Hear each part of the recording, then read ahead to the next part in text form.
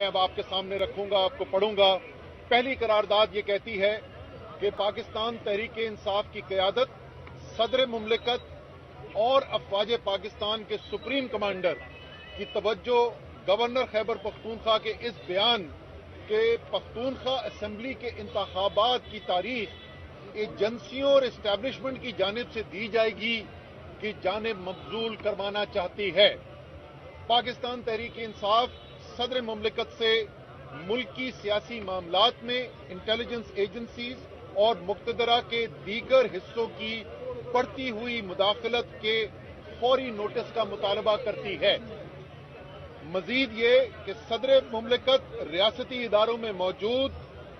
چند کالی بھیڑوں کی ایما پر تحریک انصاف کے کارکنان اور قائدین ذمہ داران کے خلاف درج کیے جانے والے جھوٹے مقدمات، ان کے اغوا، ان پر حراست کے دوران تشدد اور انہیں دھمکی آمیز فون کالز کا بھی نوٹس لیں۔